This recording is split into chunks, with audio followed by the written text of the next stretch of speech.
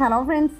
ഇന്നത്തെ എപ്പിസോഡിൽ ശാലിനി ശ്യാമയുടെ അവസ്ഥയെക്കുറിച്ച് അറിഞ്ഞതും രോഹിത്തിനോട് ശാലിനി ഇപ്പോഴത്തെ ചികിത്സാ രീതിയെക്കുറിച്ച് അന്വേഷിച്ചു. മെഡിസിനൊക്കെ ഉണ്ടെങ്കിലും ശരിക്കും ശ്യാമ ഒരു വാക്ക് മാത്രമാണ് പറയുന്നത്. കുഞ്ഞേച്ചി എന്നുള്ള വാക്ക് മാത്രമേ ഉച്ചരിക്കുന്നുള്ളൂ. ഭക്ഷണം പോലും ഇത്രയും ദിവസമായിട്ടും ശരിക്കും കഴിച്ചിട്ടില്ല എന്ന് രോഹിത് അറിയിച്ചു. അങ്ങനെ ജലപാനം പോലും നടത്തിയിട്ടില്ലാത്ത ഈ അവസ്ഥയിൽ ശ്യാമ ഇങ്ങനെ നിലനിർത്തിക്കൊണ്ടു പോകാൻ എനിക്ക് കഴിയുമായിരുന്നില്ല. അതുകൊണ്ടാണ് ഞാൻ ശാലിനി ഇവിടേക്ക് വിളിച്ചുകൊണ്ട് വന്നതെന്ന് രോഹിത് അറിയിച്ചു. എല്ലാം കേട്ട് കഴിഞ്ഞതും ശാലിനി വന്നതിന്റെ സന്തോഷത്തിൽ പുഞ്ചിരിയോടെ ശാലിനിയെ നോക്കുന്ന ശ്യാമയെ കണ്ട് ഉടനെ രോഹിത് പറഞ്ഞു, ശാലിനി, എന്തായാലും ഇനി എന്റെ ശ്യാമയിൽ മാറ്റം ഉണ്ടാകും. കണ്ടില്ലേ, ഇപ്പോ അവളുടെ മുഖത്ത് ഒരു ചിരിയൊക്കെ വന്നിട്ടുണ്ട്. ഇത്രയും ദിവസം അവൾ ഇങ്ങനെയൊന്നും ആയിരുന്നില്ല. ഒന്നും മിണ്ടാട്ടമില്ലാതെ മുഖത്ത് എപ്പോഴും ആകെ വിഷമിച്ചായിരുന്നു എപ്പോഴും ഉണ്ടായിരുന്നത്. എന്നാൽ ഇപ്പോ ആ മുഖത്ത് ഒരു പുഞ്ചിരിയൊക്കെ വന്നു. ഇനി എനിക്ക് ഉറപ്പുണ്ട്, ശാലിനി ഇവിടെ ഉണ്ടെങ്കിൽ എന്റെ ശ്യാമ തീർച്ചയായിട്ടും ജീവിതത്തിലേക്ക് മടങ്ങി വരുമെന്ന് എന്ന് പറഞ്ഞതും ശ്യാമയുടെ അരികിലേക്ക് ചെന്ന് ശാലിനി, മോളെ മോളെ ശ്യാമേ എന്ന് വിളിച്ചു. അപ്പോഴും ശ്യാമ ഒന്നും പറയാതെ പുഞ്ചിരിയോടെ തന്നെ ശാലിനിയെ നോക്കി. ഉടനെ രോഹിത്തിനോട് ശ്യാമയ്ക്ക് എന്താ കഴിക്കാൻ കൊടുത്തതെന്ന് ശാലിനി അന്വേഷിച്ചു. അപ്പോഴാണ് രോഹിത് പറഞ്ഞത്, ഇത്രയും ദിവസം ഓരോ ഭക്ഷണം കൊടുത്തിട്ടും അതൊന്നും കഴിക്കാൻ കൂട്ടാക്കിയിരുന്നില്ല. ഭക്ഷണം കഴിക്കാനോ വെള്ളം കുടിക്കാനോ തയ്യാറായിരുന്നില്ല. അതുകൊണ്ടാണ് ശ്യാമയുടെ ഈ അവസ്ഥ എനിക്ക് സഹിക്കാത്തത് കൊണ്ടാണ് ഞാൻ ശാലിനിയെ വിളിച്ചു വരുത്തിയതെന്ന് രോഹിത് അറിയിക്കുമ്പോൾ ശാലിനി ചോദിച്ചു, എന്താ ശ്യാമയ്ക്ക് കൊടുക്കാനുള്ളത്, എന്തെങ്കിലും ഭക്ഷണം കൊടുക്കണ്ടേ എന്ന് ചോദിച്ചതും രോഹിത് വേഗം പറഞ്ഞു, കഞ്ഞി ഇരിപ്പുണ്ട് എന്ന് പറഞ്ഞ് ആ ടേബിളിലിരിക്കുന്ന കഞ്ഞി എടുത്ത് ശ്യാമയ്ക്ക് കൊടുക്കാനായി ശാലിനിയുടെ കയ്യിലേക്ക് നൽകി. ഇത് പലപ്പോഴും ഇവിടെ കൊണ്ടുവരുന്ന ആഹാരങ്ങളൊക്കെ അതേപോലെ തിരിച്ച് താഴെ കിച്ചണിലേക്ക് കൊണ്ടുപോവുകയായിരുന്നു. ഒന്നും കഴിക്കാൻ ശ്യാമ കൂട്ടാക്കുന്നുണ്ടായിരുന്നില്ല. ഇത് ശാലിനി കൊടുത്തു നോക്ക് എന്ന് പറഞ്ഞ് രോഹിത് അത് ശാലിനിയുടെ കയ്യിലേക്ക് കൊടുത്തു. ശാലിനി ശ്യാമയ്ക്ക് അരികിലേക്ക് എത്തിയിട്ട് പറഞ്ഞു, മോളെ, നമുക്ക് കുറച്ച് ഭക്ഷണം കഴിക്കാം. ഇത്രയും ദിവസം മോളൊന്നും കഴിക്കാതെ കിടക്കുകയല്ലേ, ആദ്യം കഞ്ഞിവെള്ളത്തിൽ തന്നെ നമുക്ക് തുടങ്ങാം, എല്ലാം ഒന്നേന്ന് തുടങ്ങാം എന്ന് പറഞ്ഞ് ശാലിനി ശ്യാമയ്ക്ക് കഞ്ഞിവെള്ളം കൊടുക്കുന്നു. സ്പൂണിൽ നൽകിയതും ശ്യാമ അത് കുടിക്കുന്നത് കണ്ട് രോഹിത് വളരെ സന്തോഷവാനായി. അതിനുശേഷം വീണ്ടും ശ്യാമയെ നിർബന്ധിച്ച് ശാലിനി കൊടുക്കാനായി തുടങ്ങുമ്പോൾ ശ്യാമ കഴിക്കാൻ കൂട്ടാക്കാതെ അങ്ങനെ ഇരിക്കുമ്പോൾ, മോളെ, ഇത് നീ കഴിക്കുക എന്ന് പറഞ്ഞ് കുഞ്ഞേച്ചി വന്നില്ലേ എന്ന് പറഞ്ഞ് സമാധാനപ്പെടുത്തി ശാലിനി ഭക്ഷണം കൊടുക്കുമ്പോൾ ശാലിനി കൊടുക്കുന്നതിനിടയിൽ ശ്യാമയുടെ വായിൽ നിന്ന് കഞ്ഞിവെള്ളം താഴേക്ക് വീഴുന്നത് കണ്ട് രോഹിത്തിന്റെ മുന്നിൽ വെച്ച് തന്നെ ശാലിനി തന്റെ സാരി തലപ്പ് കൊണ്ട് ശ്യാമയുടെ ചുണ്ടെല്ലാം തൂത്തു കൊടുക്കുന്നത് കണ്ട് രോഹിത് പറഞ്ഞു, ഏയ് ശാലിനി, അത് വേണ്ട, ശാലിനിയുടെ സാരിയൊക്കെ വൃത്തികേടാകും എന്ന് പറഞ്ഞപ്പോ ശാലിനി പറഞ്ഞു, രോഹിത്, ഞങ്ങൾക്ക് ഒരാൾ ഉടുത്തിട്ട് മറ്റൊരാള് ധരിക്കുന്ന കാലമുണ്ടായിരുന്നു, ഒരാളുടെ ഡ്രസ്സ് മറ്റൊരാൾ ധരിക്കുന്ന കാലമുണ്ടായിരുന്നു ഞങ്ങൾക്ക്. അന്ന് ഞങ്ങൾ 3 പേരും 3 ശരീരമാണെങ്കിലും ഒരു മനസ്സായിരുന്നു. പാലത്തിലൂടെയും കുളത്തിലൂടെയും പാടവരമ്പത്തൂടെയൊക്കെ പോകുമ്പോൾ ആപത്തുണ്ടാകാൻ പോകുന്നു എന്ന ഒരാശങ്ക നമ്മുടെ മനസ്സിലുണ്ടാകുന്ന സന്ദർഭങ്ങളിൽ ഞങ്ങൾ 3 പേരും കൈകോർത്ത് പിടിക്കുമായിരുന്നു. അങ്ങനെ എന്തെങ്കിലും ഒരു ആപത്ത് ഞങ്ങളെ പിടികൂടിയാൽ അത് ഞങ്ങൾ 3 പേർക്ക് ഒരുമിച്ച് കിട്ടണം. അങ്ങനെ വിചാരിച്ചുകൊണ്ട് ഞങ്ങൾ 3 പേരും കൈകോർത്ത് ഇങ്ങനെ പോയിട്ടുണ്ട് രോഹിത് എന്ന് പറഞ്ഞ്, എനിക്ക് എൻ്റെ ശ്യാമമോളേക്കായാലും വലുതല്ല എൻ്റെ സാരിയോ എൻ്റെ വസ്ത്രങ്ങളോ എന്റെ പദവിയോ ഈ കളക്ടർ ജോലി പോലും എന്റെ മോൾക്കൊപ്പം വരില്ല എന്ന് പറഞ്ഞ് ശാലിനി ശ്യാമയുടെ കൈ ചേർത്ത് പിടിച്ച് ശ്യാമയുടെ മുഖത്ത് ഒരു ഉമ്മ കൊടുക്കുമ്പോൾ രോഹിത് അതെല്ലാം കേട്ട് തന്റെ അനുജത്തിയോടുള്ള ആ ശാലിനിയുടെ സ്നേഹം, ആ കുഞ്ഞേച്ചിയുടെ സ്നേഹം കണ്ട് സന്തോഷത്തോടെ പുഞ്ചിരിച്ചു. ശ്യാമയും തന്റെ കുഞ്ഞേച്ചി അരികിലേക്ക് വന്നതിന്റെ സന്തോഷത്തിൽ നിൽക്കുമ്പോൾ താഴെ ഹാളിലിരുന്ന വിഷ്ണു വലിയ സന്തോഷത്തിലായിരുന്നു. അവിടേക്ക് എത്തിയ കാർത്തികയോട് വിഷ്ണു പറഞ്ഞു, കാർത്തികേ, തനിക്കിപ്പോ എന്താ തോന്നുന്നത് എന്ന് ചോദിച്ചതും കാർത്തിക ശാലിനി വന്നതിന്റെ ടെൻഷനിൽ നിൽക്കുന്നത് കൊണ്ട് കാർത്തിക ഞെട്ടലോടെ, എന്താ വിഷ്ണുവേട്ടാ എന്ന് ചോദിച്ചു. എടോ, അല്ല, ശാലിനി ഇവിടേക്ക് വന്നതിലെ തനിക്ക് എന്താ തോന്നുന്നേ എന്ന് ചോദിച്ചതും, ഇനി എന്ത് തോന്നുന്ന വിഷ്ണുവേട്ടാ, പ്രത്യേകിച്ചൊന്നുമില്ല എന്ന് കാർത്തികയുടെ മറുപടി കേട്ട് വിഷ്ണു ചോദിച്ചു, എന്താടോ, തനിക്ക് വല്ലാത്ത പരിഭ്രമവും പേടിയൊക്കെ ഉള്ളതുപോലെ എന്ന് വിഷ്ണു ചോദിച്ചു. അപ്പോഴേക്കും കാർത്തിക പറഞ്ഞു, ഒന്നുമില്ല, പെട്ടെന്ന് ഞാൻ അങ്ങനെ ഒന്ന് പറഞ്ഞതേ ഉള്ളൂ വിഷ്ണുവേട്ടാ എന്ന് പറഞ്ഞ് അങ്ങനെ കാർത്തിക രക്ഷപ്പെട്ട് നിൽക്കുമ്പോൾ അവിടേക്ക് സത്യഭാമ എത്തി. പൊന്നി പൊന്നി എന്ന് പറഞ്ഞ് കുറെ തവണ വിളിച്ചു. അപ്പോഴേക്കും രാഘവൻ നായരും റൂമിൽ നിന്ന് ഹാളിലേക്ക് എത്തി. അപ്പോഴാണ് സത്യഭാമ ഓർത്തത്, അത് പറഞ്ഞതുപോലെ പൊന്നി ഇവിടെ ഇല്ലല്ലോ, പൊന്നി ജോലിക്ക് വീട്ടിൽ ലീവ് എടുത്തിരിക്കുകയാണല്ലോ എന്ന് പറഞ്ഞപ്പോ കാർത്തിക പറഞ്ഞു, അല്ല സത്യാമേ, പൊന്നി വന്നിട്ടുണ്ട്, സത്യമ്മയ്ക്ക് എന്താ വേണ്ടെന്ന് പറഞ്ഞാൽ ഞാൻ എടുത്തോണ്ട് വരാം എന്ന് കാർത്തിക പറഞ്ഞതും പൊന്നി വാതുക്കലേക്ക് എത്തി. എന്താ എന്താ സത്യാമ്മേ എന്ന് ചോദിച്ചിട്ടും കുറച്ച് ചൂടുവെള്ളം എടുത്തോണ്ട് വാ, തൊണ്ടയ്ക്ക് വല്ലാത്തൊരു അസ്വസ്ഥത എന്ന് സത്യഭാമ പറയുമ്പോ അത് കേട്ട രാഘവൻ നായർ പറഞ്ഞു, അങ്ങനെ വരാതിരിക്കുന്നത് എങ്ങനെയാ, അതുപോലെയാണല്ലോ തൊണ്ട കീറി ഇവിടെ കിടന്നൊക്കെ ബഹളം ഉണ്ടാക്കിയത് എന്ന് ചോദിച്ചതും ഉടനെ രാഘവൻ നായർ സത്യഭാമയോട് പറഞ്ഞത് കേട്ട സത്യഭാമ പറഞ്ഞു, വേണ്ട രാഘവേട്ട എന്ന് പറഞ്ഞതും പിന്നല്ലാതെ ഞാൻ എന്താ കള്ളം വല്ലതും പറഞ്ഞാണോ എന്ന് ചോദിച്ചപ്പോൾ പിള്ളച്ചൻ വേഗം സാറേ, രാഘവൻ സാറേ എന്ന് വിളിച്ച് വലിയ സന്തോഷത്തോടെ സ്റ്റേ ഇറങ്ങി വരുന്നു. എന്താടോ എന്താ എന്ന് ചോദിച്ചതും വേഗം സന്തോഷത്തോടെ പിള്ളച്ചൻ താഴേക്ക് എത്തിയിട്ട് പറഞ്ഞു, അതെ സാറേ, ശ്യാമമോള് കഞ്ഞിവെള്ളം കുടിച്ചു, 2-3 വാക്കുകൾ സംസാരിക്കുകയും തുടങ്ങി എന്ന് പറഞ്ഞു. അത് കേട്ടപ്പോഴേക്കും ഒത്തിരി സന്തോഷമായി ഏവർക്കും. ഉടനെ എല്ലാം കേട്ടിരുന്ന രാഘവൻ നായർ ഭാമയെ നോക്കിയിട്ട് പറഞ്ഞു, രോഹിത് ചെയ്തത് ശരിയാ, അവൻ പറഞ്ഞതാ ശരി, അവൻ അറിയാം അവന്റെ ഭാര്യയെ എങ്ങനെ ജീവിതത്തിലേക്ക് മടക്കി കൊണ്ടുവരണമെന്ന്, അവനാ ആൺകുട്ടി എന്ന് പറഞ്ഞ് രാഘവൻ നായർ രോഹിത്തിനെ അഭിനന്ദിച്ചുകൊണ്ട് അങ്ങനെ ഇരിക്കുമ്പോഴേക്കും സത്യഭാമ അതൊട്ടും ഇഷ്ടപ്പെടാതെ അങ്ങനെ നോക്കി. അപ്പോഴേക്കും രാഘവൻ നായർ പറഞ്ഞു, അല്ല ഇവിടെ പലരും പലതും പറഞ്ഞിരുന്നല്ലോ എന്ന് പറഞ്ഞപ്പോ അവിടേക്ക് വെള്ളവുമായി എത്തിയ പൊന്നിയുടെ കയ്യിൽ നിന്ന് ആ വെള്ളം വാങ്ങിച്ച് കുടിച്ചുകൊണ്ട് അങ്ങനെ നിൽക്കുന്ന ആ സമയത്ത് പൊന്നി വെള്ളം നൽകിയിട്ട് സത്യഭാമ കുടിച്ചുകൊണ്ടിരിക്കുമ്പോൾ സത്യഭാമ പൊന്നിയോട് വിശേഷങ്ങൾ ചോദിച്ചു. അല്ല പൊന്നി, നിന്റെ കുഞ്ഞിന്റെ പനി എങ്ങനെയുണ്ട്, കുറവുണ്ടോ എന്ന് ചോദിച്ചപ്പോൾ ഒന്ന് നന്നായിട്ടൊന്ന് വേർത്തു, അത് കഴിഞ്ഞപ്പം പനി ഏകദേശം വിട്ടു സത്യാമേ, അതുകൊണ്ടാണ് ഞാൻ ഇങ്ങോട്ട് വന്നത് എന്ന് പൊന്നി അറിയിച്ചു. സാരമില്ല, ഇന്ന് വരേണ്ട കാര്യം ഉണ്ടായിരുന്നില്ല, ഇന്ന് ഇവിടെയാണ് പുതിയതായിട്ട് ഒരു ഹോം നേഴ്സ് കൂടി വന്നിട്ടുണ്ട്, വെറുതെ എന്തിനാ ഇവിടെ പെണ്ണുങ്ങൾ എല്ലാവരും ഇങ്ങനെ ഇരിക്കുന്നത്, എന്തെങ്കിലുമൊക്കെ ജോലി ചെയ്യട്ടെ, അതല്ലേ നല്ലത് എന്ന് പറഞ്ഞപ്പോ ഇത് കേട്ടിരുന്ന രാഘവൻ നായർ ചിരിച്ചു. എന്താ ഭാമേ നീ പറയുന്നത്, ശാലിനിയെ ഒരു ഹോം നേഴ്സ് ആയിട്ട് പറഞ്ഞത് കേട്ട് രാഘവൻ നായർ ഇഷ്ടപ്പെടാതെ സത്യഭാമയോട് ചോദിച്ചു, ഭാമേ നീ തന്നെ വേണം ഇങ്ങനെ പറയാൻ, നീ തന്നെയാണല്ലോ ഇവിടെ ജോലികളൊന്നും ചെയ്യാതെ വെറുതെ ഇങ്ങനെ ഇരിക്കുന്നത്, അപ്പോ നീ തന്നെ ഇതുപോലെയൊക്കെ പറയണം എന്ന് പറഞ്ഞതും അത് കേട്ട് ഉടനെ തന്നെ രാഘവൻ നായരോട് മറുപടി പറയാൻ സത്യഭാമ ഒരുങ്ങുമ്പോൾ വിഷ്ണുവിന്റെ ഫോണിലേക്ക് കോൾ വന്നു.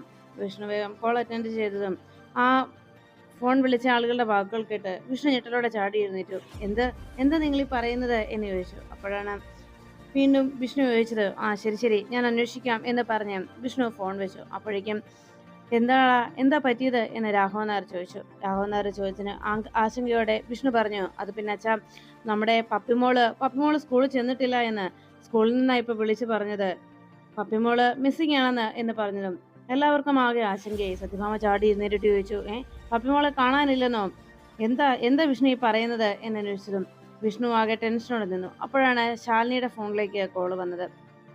ശാലിനി തന്റെ ഫോൺ എടുത്ത് സത്യമോളുടെ ഫോണിലേക്ക് വിളിച്ചു. വീട്ടിലേക്ക് മടങ്ങി പോകുന്നതിനിടയിൽ ഫോൺ വന്നതുകൊണ്ട് സത്യമോൾ കോൾ അറ്റൻഡ് ചെയ്തിട്ട് ഹലോ അമ്മേ എന്ന് ഫോണിൽ സംസാരിച്ചതും അമ്മയെന്ന് എന്നെ കൂട്ടാൻ വരാതിരുന്നത് എന്ന് പപ്പിയെ സത്യ അന്വേഷിച്ചു. അപ്പോഴേക്കും ശാലിനി പറഞ്ഞു, മോളെ, അമ്മയ്ക്ക് ഓഫീസ് കാര്യവുമായി ബന്ധപ്പെട്ട് ജോലി സംബന്ധമായിട്ട് അമ്മയ്ക്ക് പെട്ടെന്ന് ഒരു യാത്ര പോകേണ്ടി വന്നു, അമ്മ ഗോവയിലാണ്, 3-4 ദിവസം കഴിഞ്ഞേ അമ്മ വരൂ എന്ന് പറഞ്ഞതും സത്യ പറഞ്ഞു, അതിനെന്താ അമ്മേ, കുഴപ്പമില്ല, അമ്മ ജോലിക്കാര്യത്തിന് പോയതല്ലേ, സാരമില്ല, എനിക്ക് കുഴപ്പമൊന്നുമില്ല അമ്മേ എന്ന് സത്യ മറുപടി നൽകി. അങ്ങനെ മോളോട് കളവ് പറഞ്ഞിട്ട് ശാലിനി പറഞ്ഞു, എന്നാ അമ്മ പിന്നീട് വിളിക്കാവേ എന്ന് പറഞ്ഞതും ശരി അമ്മേ എന്ന് പറഞ്ഞ് സത്യ ഫോൺ കട്ട് ചെയ്തു. സത്യ ഫോൺ വെച്ച് കഴിഞ്ഞതും ശാലിനി ഉടനെ മോളെ കുറിച്ച് ഓർത്ത് അങ്ങനെ നിൽക്കുമ്പോൾ ശാലിനിയുടെ ഫോണിലേക്ക് മറ്റൊരു കോൾ വന്നു. കോൾ അറ്റൻഡ് ചെയ്തതും അവർ പറഞ്ഞ വാക്കുകൾ കേട്ട് ശാലിനി ഞെട്ടലോടെ ശരി ഞാൻ അങ്ങോട്ട് വരാം എന്ന് പറഞ്ഞ് ശാലിനി ഫോൺ വെച്ചു.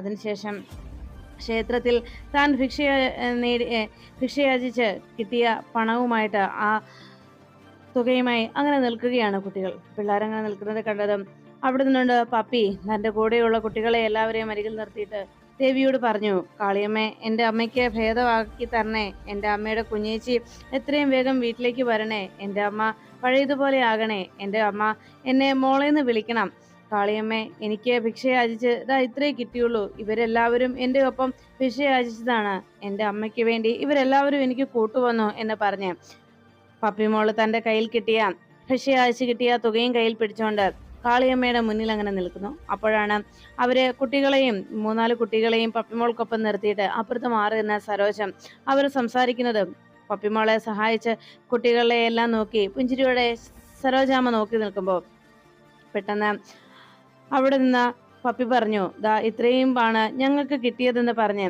അവിടെ തന്നെ സഹായിക്കാനെത്തിയ മറ്റു കൂട്ടുകാരെയും ചൈന കോളനിയിലെ കുട്ടികളെല്ലാവരും അവരുടെ കയ്യിൽ കിട്ടിയ തുകയും കൂടി പപ്പിമോളുടെ കയ്യിലേക്ക് ഏൽപ്പിച്ചു. എന്റെ അമ്മയുടെ കുഞ്ഞേച്ചി എത്രയും വേഗം എത്തണേ, സത്യാമ്മയ്ക്ക് ദേഷ്യമൊന്നും തോന്നരുതേ, സത്യാമ്മ അമ്മയുടെ കുഞ്ഞേച്ചിയെ വിളിപ്പിക്കണേ, അവിടെ താമസിപ്പിക്കണേ എന്നൊക്കെ കുറെ ആഗ്രഹങ്ങൾ പറഞ്ഞുകൊണ്ട് പപ്പിമോള് ആ ഭണ്ഡാരത്തിലേക്ക് ആ പണം ഇടാനായി പോകുന്നു. ആ സമയത്ത് തന്നെ അവിടേക്ക് ശാലിനി വന്നെത്തി. സരോജ മെമ്പർ അരികിലേക്ക് എത്തി. ശാലിനി ചോദിച്ചു, എന്താ മെമ്പറ ഇതെന്താ ഈ കാണിക്കുന്നത്? അപ്പോഴേക്കും സരോജം പറഞ്ഞു, അത് പിന്നെ കുട്ടികളുടെ ഓരോ വിശ്വാസമല്ലേ മേഡം, അത് നമ്മള് അവരെ അതിനെ ഒരിക്കലും അവഗണിക്കാൻ പാടില്ല. പപ്പിമോള് തന്റെ അമ്മയ്ക്ക് അസുഖം ഭേദമാകുന്നതിന് വേണ്ടി ഭിക്ഷയെ യാചിച്ച് കൊണ്ടുവന്നതാണ്. അതിന് മോൾക്ക് കൂട്ടായിട്ട് ചൈന കോളേജിലെ കുട്ടികളാണ് ഇതാ നിൽക്കുന്നത്. അവർക്കതിൽ വളരെ സന്തോഷമേ ഉണ്ടായിരുന്നുള്ളൂ എന്ന് പറഞ്ഞപ്പോൾ ശാലിനി പറഞ്ഞു, സരോജ മെമ്പറെ, ഈ ഭിക്ഷാടനം അത് ഗവൺമെന്റ് നിരോധിച്ചിരിക്കുന്ന കാര്യമാണ്. സർക്കാർ നിരോധിച്ച കാര്യങ്ങൾ ചെയ്യാൻ പാടുണ്ടോ എന്ന് ചോദിച്ചപ്പോൾ സരോജം പറഞ്ഞു, അതിന് വിശ്വാസത്തെ ഏത് കോടതിക്കാണ്, ഏത് സർക്കാരിനാണ് വിശ്വാസങ്ങളെ നിലയ്ക്ക് നിർത്താൻ അല്ലെങ്കിൽ വിശ്വാസങ്ങളെ വേണ്ടെന്ന് വെപ്പിക്കാൻ കഴിയുന്നത്? അതുകൊണ്ട് മനുഷ്യരുടെ ആ വിശ്വാസം, അതും പിഞ്ഞു കുഞ്ഞുങ്ങളുടെ അവരുടെ മനസ്സിന്റെ ആ വിശ്വാസം, അത് നമ്മൾ കെടുത്തിക്കളയുന്നത് ശരിയല്ലല്ലോ മേഡം. അതുകൊണ്ട് മോളുടെ ആഗ്രഹം പോലെ മോൾക്ക് സഹായമായിട്ടാണ് ചൈന കോളനിയിലെ എൻ്റെ കുട്ടികളും കൂടി എത്തിയത്. അവർക്ക് ഒന്നിച്ച് അതെല്ലാം ചെയ്തു. ഇവര് വലിയ കൂട്ടുകാരുമായി കഴിഞ്ഞു എന്ന് പറഞ്ഞു. പപ്പിമോള് ആ തനിക്ക് കിട്ടിയ പണം മുഴുവൻ ആ ഭണ്ഡാരത്തിലിട്ട് കഴിഞ്ഞ് അവിടെ പ്രാർത്ഥനയോട് നിൽക്കുമ്പോൾ ശാലിനി അവിടേക്ക് എത്തി. ശാലിനിയെ കണ്ടതും ആന്റി എന്ന് പപ്പി വിളിച്ചു. അപ്പോഴേക്കും ശാലിനി നോക്കി, മോളെ എന്താ ഈ ചെയ്യുന്നത് എന്ന് ചോദിച്ചതും നമുക്ക് പോകാം എന്ന് ചോദിച്ചപ്പോൾ പപ്പി പറഞ്ഞു, ഞാൻ അമ്മയ്ക്ക് വേണ്ടി ഭിക്ഷ യാചിച്ചതാണ് ആന്റി, എൻ്റെ അമ്മയുടെ കുഞ്ഞേച്ചി വരാൻ വേണ്ടി എന്ന് ചോദിച്ചതും ശാലിനി പറഞ്ഞു, എന്നാലേ മോളുടെ പ്രാർത്ഥന ദേവി കേട്ടിട്ടുണ്ട് കേട്ടോ, കാളിയമ്മ കേട്ടു, അതുകൊണ്ടാണ് ആന്റി വന്നത് എന്ന് പറഞ്ഞു. അത് കേട്ടതും പപ്പി ചോദിച്ചു, ആണോ, അത് ആന്റി എങ്ങനെയാ അറിഞ്ഞത് ഞാൻ ഇവിടെ ഉണ്ടെന്ന് എന്ന് ചോദിച്ചതും ശാലിനി പറഞ്ഞു, അതിനും കാളിയമ്മ തന്നെ ആന്റിയോട് പറഞ്ഞു മോൾ ഇവിടെ ഉണ്ട് എന്ന് ശാലിനി അരികിലേക്ക് ചെന്ന് പറഞ്ഞു. എന്നാ നമുക്ക് പോയാലോ എന്ന് ചോദിച്ചിട്ടും ആ ശരി, മോളുടെ എൻ്റെ അമ്മയ്ക്ക് വേഗം ഭേദമാവുമല്ലോ അല്ലേ ആന്റി എന്ന് ചോദിച്ചിട്ടും ഉടനെ തന്നെ മോളുടെ അമ്മ വേഗം എഴുന്നേറ്റ് വന്ന് പപ്പിമോളെ വിളിക്കും, മോള് നോക്കിക്കോ എന്ന് പറഞ്ഞ് പപ്പിയെ ചേർത്ത് പിടിച്ച് ശാലിനി സന്തോഷത്തോടെ തൻ്റെ അരികിലേക്ക് പിടിച്ചു. അപ്പോഴാണ് പപ്പിക്ക് സഹായത്തിനായി അവിടെ നിന്ന് ആ ചൈന കോളനിയിലെ ആ മുതിർന്ന കുട്ടിയെ കണ്ടത്. ആ കുട്ടിയെ കണ്ടതും ശാലിനി പെട്ടെന്ന് ഓർത്തെടുത്തു, തനിക്ക് അന്ന് ചൈന കോളനിയിൽ ചെന്ന് അവരെ അവിടെ നിന്ന് രക്ഷപ്പെടുത്തിയതിൻ്റെ പേരിൽ ആ കുട്ടികൾ ശാലിനിക്ക് അന്നൊരു റോസാപ്പൂ നീട്ടി എനിക്കും മേഡത്തെ പോലെ ആകണമെന്ന് പറഞ്ഞ ആ പെൺകുട്ടിയുടെ ആഗ്രഹത്തെക്കുറിച്ച് ശാലിനി ഓർമ്മിച്ചു. ഉടനെ സരോജത്തോട് ശാലിനി പറഞ്ഞു, സരോജം മെമ്പറെ, ഇതല്ലേ നമ്മുടെ IAS എന്ന് ചോദിച്ചതും സരോജം പറഞ്ഞു, അതെ, മേഡത്തെ കണ്ടപ്പോൾ മുതൽ അവളുടെ ഏറ്റവും വലിയ ആഗ്രഹം മേഡത്തെ പോലെ ആകണം എന്നാണ്. അതിനുവേണ്ടി അവൾ നന്നായി പഠിക്കുന്നുമുണ്ട് മേഡം എന്ന് പറഞ്ഞതും ശാലിനി പറഞ്ഞു, ആകും സരോജം മെമ്പറെ, സരോജം മെമ്പർ ഇപ്പോൾ തന്നെ ഒരു ബോർഡ് എഴുതി വെച്ചു, ചൈന കോളനിയിലെ കളക്ടറാണ് ഇനി വരാൻ പോകുന്നത് എന്ന് പറഞ്ഞ് ശാലിനി ആ കുട്ടിയെ ചേർത്ത് പിടിച്ചിട്ട്, മോള് തീർച്ചയായിട്ടും മോളുടെ ആഗ്രഹം സാധിച്ചെടുക്കാൻ കഴിയും. അതിന് മനസ്സിൽ ഒരു തീക്കനൽ ഉണ്ടായാൽ മാത്രം മതി, അതിനൊരു തീ ഉണ്ടാകണം, എന്നാൽ തീർച്ചയായിട്ടും ആ ലക്ഷ്യത്തിൽ നമുക്ക് എത്താൻ കഴിയും എന്ന് ശാലിനി ആ കുട്ടിയെ ചേർത്ത് പിടിച്ച് പറഞ്ഞു. അപ്പോഴേക്കും ശാലിനിയുടെ വാക്കുകൾ കേട്ട് സരോജം പറഞ്ഞു, മേഡത്തിന് എത്ര നന്ദി പറഞ്ഞാലും മതിയാവില്ലല്ലോ, ഞങ്ങൾക്ക് വേണ്ടി ചെയ്തു തന്നത് ഞങ്ങളുടെ കിടപ്പാടം ചൈന കോളനിക്കാർക്ക് അവരുടെ ജീവിതമാണ് മേഡം രക്ഷിച്ചു കൊടുത്തത്. അതുകൊണ്ട് തന്നെ ആ കോളനിയിലുള്ളവരെല്ലാവരും മേഡത്തോട് എന്നും നന്ദിയുള്ളവരായിരിക്കും. മേഡത്തിന് വേണ്ടി എന്ത് ചെയ്യാനും ഞങ്ങൾക്ക് യാതൊരു മടിയുമില്ല മേഡം എന്ന് പറഞ്ഞപ്പോൾ ശാലിനി പറഞ്ഞു, അയ്യോ, അതെൻ്റെ കടമ മാത്രമാണ് ഞാൻ ചെയ്തത്, അല്ലാതെ ഞാൻ വേറൊന്നും ചെയ്തിട്ടില്ല.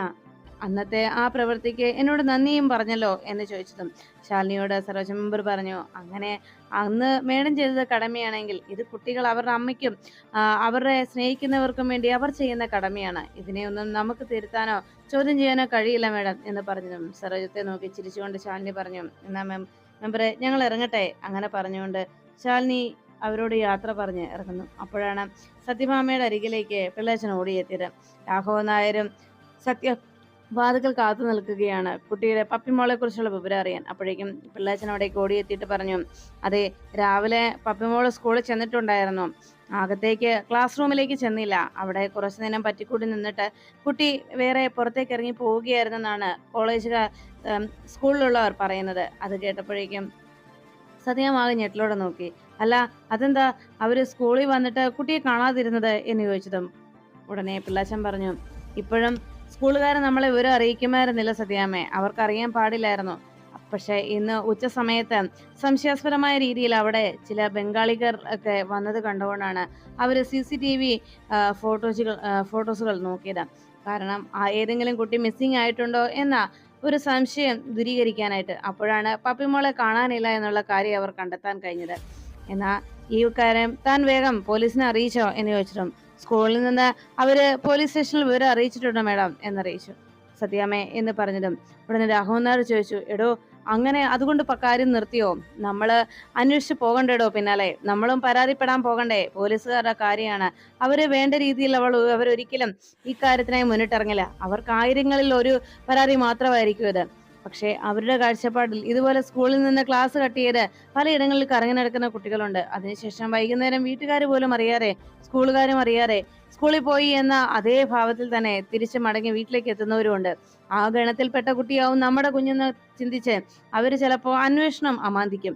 അതുകൊണ്ട് തന്നെ നമ്മൾ നേരിട്ട് അവിടെ സ്റ്റേഷനിൽ ചെന്ന് പരാതിപ്പെടേണ്ടതായിരുന്നു എന്ന് പറഞ്ഞതും, അല്ല താൻ ഏത് സ്റ്റേഷനിലാണ് പരാതി പറഞ്ഞിരിക്കുന്നത് എന്ന് പിള്ളാച്ചനോട് ചോദിച്ചതും പിള്ളാച്ചൻ പറഞ്ഞു, അത് പിന്നെ സ്റ്റേഷൻ പരിധിയിലുള്ള സ്കൂളിലാ സാറേ എന്ന് പറഞ്ഞതും രാഘവൻ നായർ ചോദിച്ചു, എടാ താൻ എന്തൊക്കെ മണ്ടത്തരാ വിളിച്ച് പറയുന്നത്? അപ്പോഴേക്കും പിള്ളാച്ചൻ പറഞ്ഞു, അല്ല സാറേ, അവിടെ സ്കൂൾ പരിധിയിലുള്ള സ്കൂളിന്റെ ആ കോമ്പൗണ്ട് ആ ഏരിയയിലുള്ള സ്റ്റേഷനിൽ തന്നെയാണ് പരാതിപ്പെട്ടെന്ന് തോന്നുന്നു സാറേ. എനിക്കൊന്നും അറിയില്ല. പപ്പിമോളെ കാണുന്നില്ലെന്ന് പറഞ്ഞപ്പോൾ അവിടെ സ്കൂളിൽ ചെന്ന് അറിഞ്ഞ വിവരം കേട്ടപ്പോഴേക്കും എന്റെ കാലും കയ്യും ഒക്കെ വല്ലാതെ വിറച്ചു തുടങ്ങി സാറേ. പിന്നെ ഈ ഇവിടെ വന്നൊന്ന് പറയുക എന്ന് മാത്രമായിരുന്നു എൻ്റെ ലക്ഷ്യം. അതാ ഞാൻ ഓടിയിങ്ങി വന്നത് എന്ന് പപ്പി കാണാതായതിനെ കുറിച്ചുള്ള തന്റെ അന്വേഷണം എന്താണ് താൻ കണ്ടെത്തിയെന്നൊക്കെയുള്ള കാര്യങ്ങൾ പറയാനായി ഓടിയെത്തിയതാണെന്ന് പിള്ളാച്ചൻ വിഷമത്തോടെ പറയുമ്പോൾ രാഘവൻ നായർ പറഞ്ഞു, എൻ്റെ ഭാമേ, താൻ നല്ല ആളെ തന്നെയാ വിവരം അന്വേഷിക്കാനായി പറഞ്ഞയച്ചത്. അല്ല, തനിക്ക് തന്നെ പോയിക്കൂടായിരുന്നോ? ഈ മണ്ടനെയൊക്കെയാണോ ഇതിന് പറഞ്ഞയച്ചത് എന്ന് ചോദിച്ചപ്പോ ഉടനെ രാഘവൻ നായരുടെ ഭാമ പറഞ്ഞു, അത് പിന്നെ രോഹിത് ശ്യാമയുടെ അടുത്തിരിക്കുകയല്ലേ, അതുപോലെ വിഷ്ണു ആണെങ്കിൽ കാലിനും വയ്യാതിരിക്കുന്നു, പിന്നെ ഞാൻ എന്ത് ചെയ്യും? ഇയാളെ അല്ലാതെ പിന്നെ ആരെയാ പറഞ്ഞയക്കുക എന്ന് സത്യാമ്മ അന്വേഷിച്ചു. ഉടനെ രാഘവൻ നായർ പറഞ്ഞു, ഭാമ ഇങ്ങനെ നോക്കി നിൽക്കാതെ എന്തെങ്കിലും ചെയ്തേ പറ്റൂ. ബംഗാളികളാണെങ്കിലുണ്ടല്ലോ ഇതിനോടകം കുട്ടി ഈ സംസ്ഥാനം കടന്നിട്ടുണ്ടാകും. സൂക്ഷിച്ചില്ലെങ്കിൽ നമ്മുടെ കുഞ്ഞിനാണ് ആപത്തുണ്ടാവുന്നത്. അതുകൊണ്ട് ഭാമയെ ഇങ്ങനെ സംശയിച്ചു നിൽക്കാൻ നേരെയില്ല. എത്രയും വേഗം പോലീസ് ഡിപ്പാർട്ട്മെന്റ് മൊത്തത്തിൽ ഇതിനായി ഇറങ്ങി തിരിച്ചാലേ കുഞ്ഞിനെ കണ്ടെത്താൻ കഴിയൂ എന്ന് സത്യഭാമയോട് രാഘവൻ നായർ അറിയിച്ചു. അത് കേട്ടതും ഭാമ പറഞ്ഞു, ഞാൻ പിന്നെ എന്ത് ചെയ്യാനാണ് രാഘവേട്ട? സ്റ്റേഷനിൽ ചെന്നിപ്പോ പറയാൻ പറ്റുമോ എന്ന് ചോദിച്ചതും പെട്ടെന്ന് രാഘവൻ നായർ പറഞ്ഞു, ഭാമേ, നീ അതിനെ എങ്ങോട്ടും പോകണ്ട. നീ ഈ പറയുന്നത് ഉപ്പുമലയിൽ കയറി ഇരുന്നിട്ട് ഉപ്പ് എവിടെയെന്ന് ചോദിക്കുന്നത് പോലെയാണ്. നമ്മുടെ ശാലിനി ഇവിടെ ഉണ്ടല്ലോ, അവൾ ജില്ലാ കളക്ടറാണ്. ജില്ലാ കളക്ടറുടെ ഒരു ഫോൺ കോൾ മാത്രം മതി, പോലീസ് ഡിപ്പാർട്ട്മെന്റ് മുഴുവൻ അതിനായിട്ട് അന്വേഷണത്തിനായിട്ട് ഇറങ്ങും. അതുകൊണ്ട് ഭാമേ, നീ വേഗം ചെന്ന് ശാലിനിയോട് കാര്യം പറ എന്ന് പറഞ്ഞതും ഉടനെ സത്യഭാമ ആകെ ആശങ്കപ്പെട്ടങ്ങനെ നിന്നു. അത് പിന്നെ രാഘവേട്ടൻ ഞാൻ എന്ന് പറഞ്ഞതും, ഭാമേ, ഈ സമയത്ത് നമ്മുടെ കുഞ്ഞിന്റെ ജീവനെ കുറിച്ചാണ് നീ ആലോചിക്കേണ്ടത്, അല്ലാതെ സ്വന്തം അഹംഭാവമോ അഹങ്കാരമോ ഒക്കെ ഇല്ലാതാകുന്നതിനേക്കല്ലെങ്കിൽ തനിക്ക് നഷ്ടമാകുന്നതിനെ കുറിച്ചൊന്നും അല്ല. ഇപ്പോ നിന്റെ തലക്കനം വെച്ചുകൊണ്ടിരുന്നു കഴിഞ്ഞാൽ നമുക്ക് നഷ്ടമാകുന്നത് നമ്മുടെ കുഞ്ഞിനെയാണ് എന്ന് രാഘവൻ നായർ പറഞ്ഞതും പെട്ടെന്ന് സത്യഭാമ അവിടെ നിന്ന് പൊന്നിയെ വിളിച്ചു. പൊന്നി, ശാലിനിയോട് ഇങ്ങോട്ട് വരാൻ പറ എന്ന് പറഞ്ഞതും അപ്പോഴേക്കും പൊന്നി പറഞ്ഞു, അത് പിന്നെ സത്യാമ്മേ, ശാലിനി കുഞ്ഞ് ഇവിടെ ഇല്ലല്ലോ. ശാലിനി കുഞ്ഞ് കുറച്ചു മുമ്പ് ഇവിടെ നിന്ന് വേഗം പോകുന്നത് കണ്ടു. എങ്ങോട്ടാ പോകുന്നതെന്നും പറഞ്ഞില്ല എന്ന് വിഷമത്തോടെ പൊന്നി അറിയിച്ചു. അത് കേട്ട ഉടനെ തന്നെ പൊന്നിയുടെ വാക്കുകൾ കേട്ടതും സത്യഭാമ ആകെ ഞെട്ടലോടെ നോക്കി. അപ്പോ ഇനിയിപ്പോ എന്താ ചെയ്യുന്നത് എന്ന് ചോദിച്ചതും ഉടനെ രാഘവൻ നായർ പറഞ്ഞു, ഭാമേ, നീ വേഗം ഫോൺ എടുത്ത് വിളിക്ക് ശാലിനിയെ വിളിച്ച് കാര്യം പറ ഭാമേ എന്ന് പറഞ്ഞതും രാഘവേട്ട ഞാൻ എന്ന് പറഞ്ഞു അങ്ങനെ നിൽക്കുമ്പോഴേക്കും സത്യഭാമയെ നോക്കി രാഘവൻ നായർ പറഞ്ഞു, ഭാമേ, ഇനി നീ ഇങ്ങനെ മടി കാണിച്ചു നിന്നാൽ ഭവിഷ്യത്ത് അതിൽ നമ്മൾ പ്രതീക്ഷിക്കുന്നതിലും അപ്പുറമായിരിക്കും എന്ന് രാഘവൻ നായർ പറഞ്ഞത് കേട്ട് മനസ്സോടെ പൊന്നിയോട് തന്റെ ഫോൺ എടുത്തുകൊണ്ട് വരാൻ സത്യഭാമ പറയുന്നു. പിന്നീട് പപ്പിമോളുമായി ശാലിനി തിരികെ വീട്ടിലേക്ക് എത്തുന്നു. പപ്പി വന്നതിന്റെ സന്തോഷത്തിൽ എല്ലാവരും അങ്ങനെ നിൽക്കുമ്പോൾ തന്റെ കുഞ്ഞേച്ചിയുടെ വരവിനായിട്ട് അമ്മയുടെ കുഞ്ഞേച്ചി വരുന്നതിന് വേണ്ടിയാണ് താൻ ഭിക്ഷ യാചിക്കാനായി പോയതെന്നുള്ള വിവരം പപ്പി വിഷ്ണുവിനോട് പറയുന്നു. എല്ലാം കേട്ട വിഷ്ണു ചിരിച്ചുകൊണ്ട് പപ്പിമോളോട് പറഞ്ഞു, എന്റെ മോളുടെ അമ്മ ഉടനെ തന്നെ എഴുന്നേറ്റ് വരും. അമ്മയുടെ അസുഖമെല്ലാം ഉടനെ ഭേദമാകും. അത് കേട്ടതും അതിനുള്ള മരുന്ന് ഇവിടെ എത്തിയിട്ടുണ്ട് എന്ന് വിഷ്ണു പറഞ്ഞത് കേട്ട് പപ്പിമോൾ അതിശയത്തോട് ചോദിച്ചു, ആര്? എന്റെ അമ്മയുടെ കുഞ്ഞേച്ചി വന്നോ എന്ന് ചോദിച്ചപ്പോ വിഷ്ണു പറഞ്ഞു, ആ അതെ, കുഞ്ഞേച്ചി മാത്രമല്ല, വേറൊരു കാര്യം കൂടിയുണ്ട്. പപ്പിമോളുടെ അമ്മയുടെ കുഞ്ഞേച്ചിയാണ് ചേച്ചിയമ്മ എന്ന് വിഷ്ണു സത്യയോട് പപ്പിമോളോട് പറയുന്നു. എല്ലാം കേട്ടതോടെ പപ്പിമോൾക്ക് അത് വിശ്വസിക്കാൻ കഴിഞ്ഞില്ല. ഞെട്ടലോടെ പപ്പിമോൾ താഴെ ഹാളിലിരിക്കുന്ന ആ ഫോട്ടോ, സത്യഭാമ മറച്ചു വെച്ചിരിക്കുന്ന ആ ഫോട്ടോ വേഗം ചെന്ന് അതിലെ ആ ടേപ്പ് മാറ്റി നോക്കിയതിപ്പോ ആ മുഖം കണ്ട് പപ്പിമോൾ ഞെട്ടി. ആ ചേച്ചിയമ്മ എന്ന് കണ്ട് വളരെ സന്തോഷത്തോടെ മുകളിൽ ശ്യാമയ്ക്ക് അരികിലേക്കുന്ന ശാലിനിയുടെ അരികിലേക്ക് ഓടിയെത്തി. ശാലിനി ശ്യാമയെ പരിചരിച്ചുകൊണ്ടിരിക്കുമ്പോ വാതുക്കൽ നിന്ന് പപ്പിമോള് വളരെ സന്തോഷത്തോടെ ഉറക്കെ വിളിച്ചു, ചേച്ചിയമ്മേ.